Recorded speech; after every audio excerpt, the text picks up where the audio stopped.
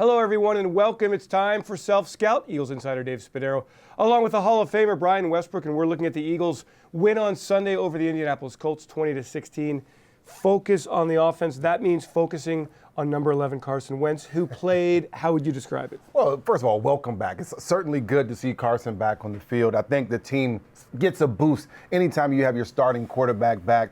You know, I didn't expect Carson to come out here and play flawless football. And yesterday, it was no surprise. He did not play flawless football. He went out there, he threw the ball around, he missed some throws, he overthrew guys. But when you talk about the ability to scramble, he showed some of that, Dave. I like to see Carson back. And here's the thing about Carson Wentz. You all wonder about mentally, is he going to be there? Will he be tentative? Well, let's just talk about what he did from a mental standpoint and from a being tentative standpoint. None of it. No. Let go. He played aggressive football. He was fearless. He was daring. He escaped pressure, and he came out of it healthy. Yeah. And look, manufactured a drive in the fourth quarter, 17 plays, 75 yards. Took a little bit of help, a couple penalties, diving for first downs in the game. Brian, he's back, and we just got to make sure that it all gets polished up and sharpened up. He's back, and I think you saw a little bit different play calling that's going to help Carson Wentz. You talk about the first series, and everybody wants to mention no huddle, to hurry up. To me, that just keeps the same defense on the field. I think the more important thing that Doug Peterson did as a play caller was to go empty sets. Now, as a defense, you have to say, hey, listen, I'm going to declare early. I'm going to blitz. And as a quarterback, Carson, he had less things to worry about. All he had to think about, if there's 6 guys coming, that means I need to throw the ball early. If it's only 5, I'm protected. I have enough guys to block up front, and I could throw the ball down the field. I think that when you play, if you're the Colts, defensively, you're playing zone, Carson Wentz will carve you up. He will find a way to get the ball in the seams to the tight ends. He did that yesterday. Okay, so what the Colts also did very well, and let's get into some of the more nuanced pieces of this offense. A lot of pressure on Carson. Yes. 5 quarterback sacks.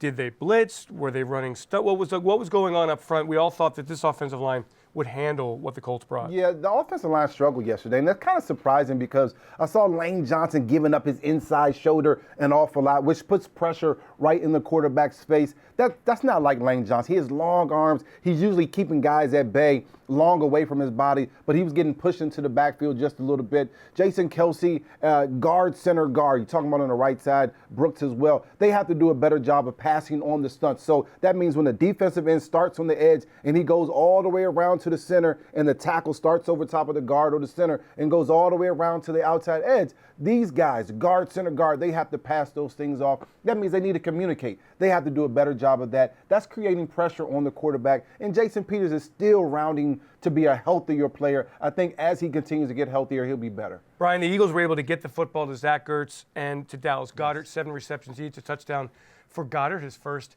in the NFL. Yeah, very much so. And the running backs also involved in the pass game. However, the wide receivers, still a weekly thing here, 3 weeks into the season.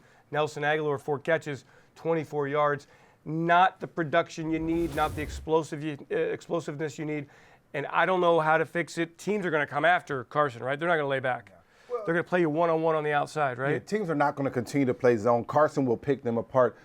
You know, for our receivers, they're too easily taken away. I mean, you don't have to do very much to take away Nelson and Aiken. They're just getting taken away very easily. Offensively, we have to find different ways of getting these guys open, whether it's the route or just saying, listen, we're going to throw the ball to you, Nelson Aguilar. You have to find a way to get open, especially in zone. It should be easier for a receiver to find a hole in the zone behind the linebacker in front of the safety or something like that. Yesterday just didn't look that way. What the Eagles did very well, though, was incorporate running backs who hadn't gotten a lot of carries. Yeah. Without Darren Sproles, without Jay Ajayi, Corey Clement, and how about Wendell Smallwood?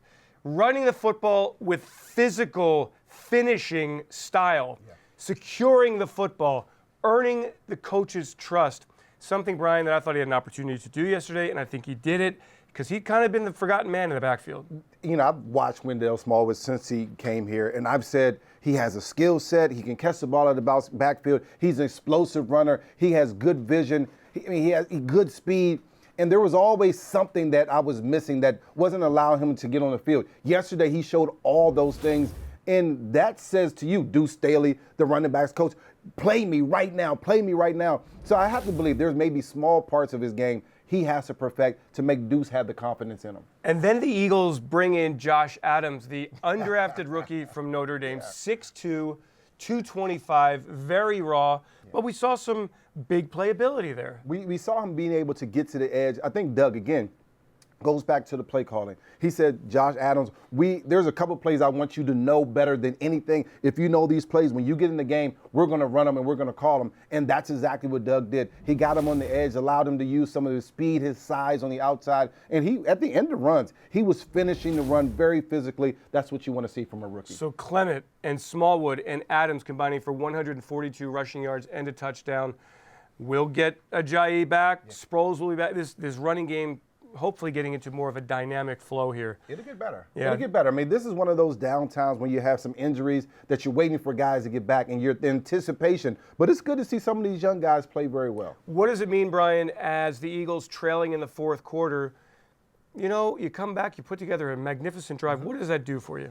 Confidence. It's all about confidence. This league is it's not always about what you do at the beginning of the season, but these types of games, they build confidence. So when you talk about week 14, week 15, you can look back and say, we were down. We were in this situation in week 3, and we had to drive the ball to win the football game. This is going to breed confidence for a team that we're a Super Bowl winning football team. So we have confidence, but every year is different. This continues to build the 2018 confidence. And next week, it's Tennessee.